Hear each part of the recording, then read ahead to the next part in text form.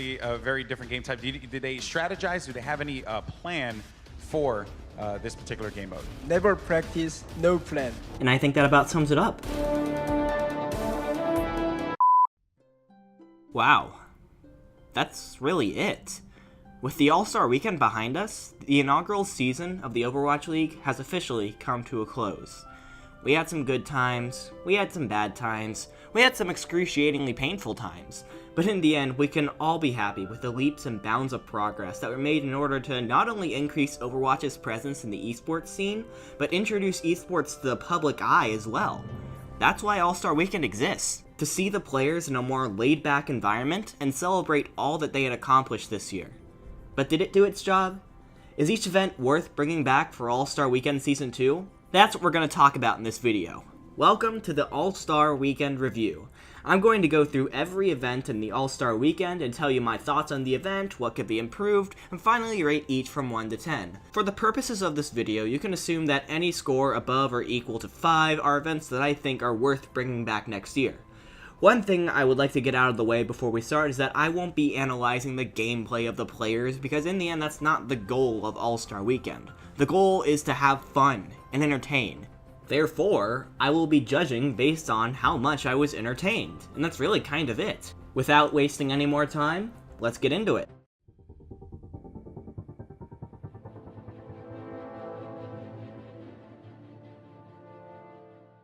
So, as soon as All-Star Weekend Day 1 concluded at 1 o'clock in the morning, I took out the quick notepad app on my phone and wrote down things I didn't want to forget. Things I wanted to be sure that I hit on this video.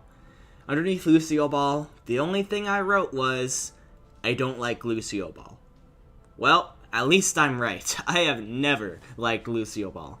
I get that the Overwatch team needs a special game mode to justify the whole Summer Games thing, but come on. It's just Rocket League, but worse. You run around watching the ball and occasionally you boop or melee. That's it. It's not fun to play, and it's not much more fun to watch either, from my point of view. Honestly, we're lucky that all 3 games ended up being close, because if it wasn't for that, then this would have been a huge snooze fest for me. I mean, listen, even the casters are acknowledging how boring this is.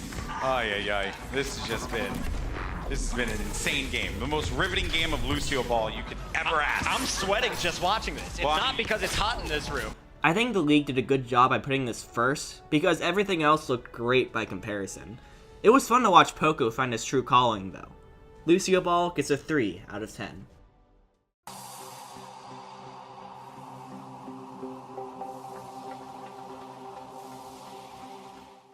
Now, Mystery Heroes is a game mode that I've always personally enjoyed. It's fun for those moments when you have the game up and you don't know what heroes to play, or if you want to play heroes other than your main without people yelling at you that you suck, because everyone sucks. Yes, the game is very RNG based and snowbally, but honestly, I've never minded it.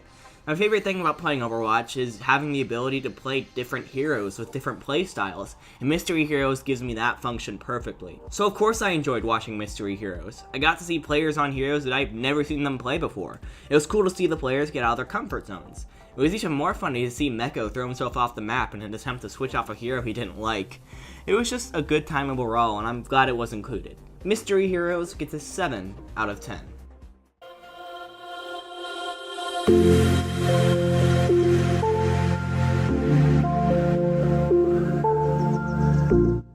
Widowmaker 1v1s were weird to me. Now, don't get me wrong, I love the idea, and I'm not suggesting for a second that they shouldn't bring this back for Season 2. But I think some changes have to be made in order to make it as entertaining as it possibly could be. Firstly, I feel like the quarter/semi-final portion of this event took far too long. It really started to drag on when we got to Surefour vs Fleta, the last quarter-final.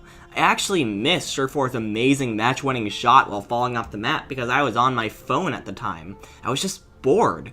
There was only so much Widowmakers on opposite sides of the map looking for each other and then crouch spamming that you can watch. That's why I feel it would be best to have the Widowmaker 1v1 spread out more. You know how the Olympics do it when they have a long event like cross-country skiing?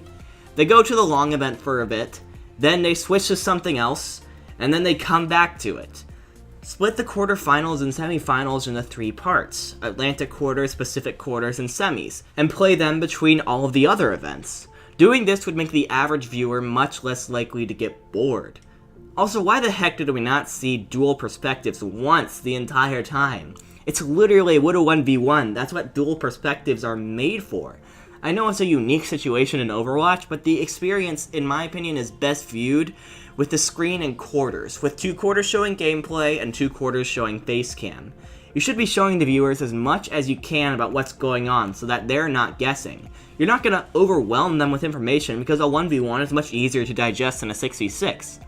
With that said, I still overall had a good time watching this event, and it had some incredible moments. Almost every match was really close and could have gone either way, and I feel terribly for Striker. Widow 1v1s get a 6 out of 10.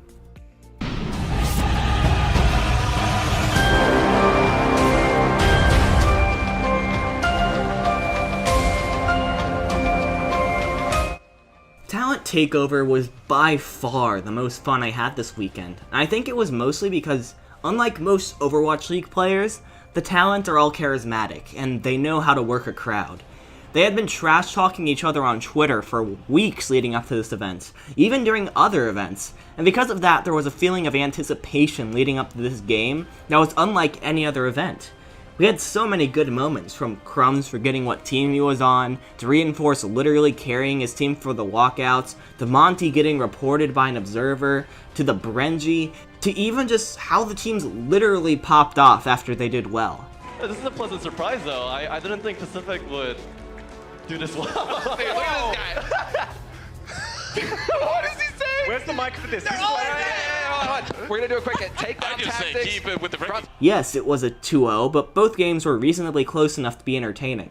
I also had a lot of fun watching Custa and Bishu cast and get some sweet revenge on the people who have been criticizing them all season. The best part is that now the winners are going to be holding it over the losers for an entire year, and storylines will develop as the years go on. Some talent will be labeled as cursed for never winning, while others are blessed, and honestly I can't wait. The Talent Takeover, sponsored by T-Mobile, gets a 10 out of 10.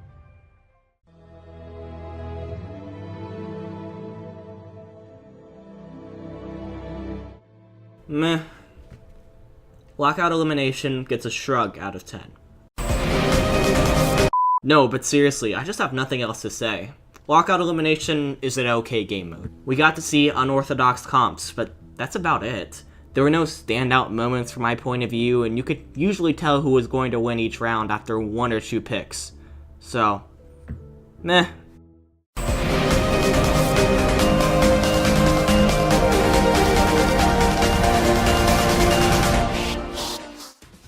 Finally, we have the game in itself, and once again, I had fun watching it. I was expecting to see former opponents come together as teammates, playing unconventional heroes, running unconventional strategies, and just having fun with it while also keeping the game semi-competitive. And that's what I got.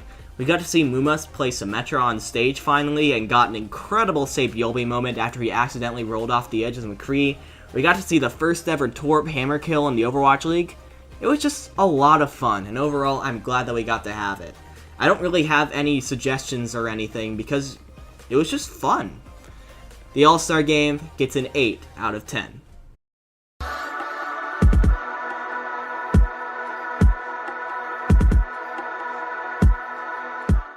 The Overwatch League inaugural season's All-Star weekend was overall a good, fun time. Exactly what it needed to be. We had a lot of laughs and moments that will go down in Overwatch League history as some of the best, and they were moments that you could only get on a weekend such as this.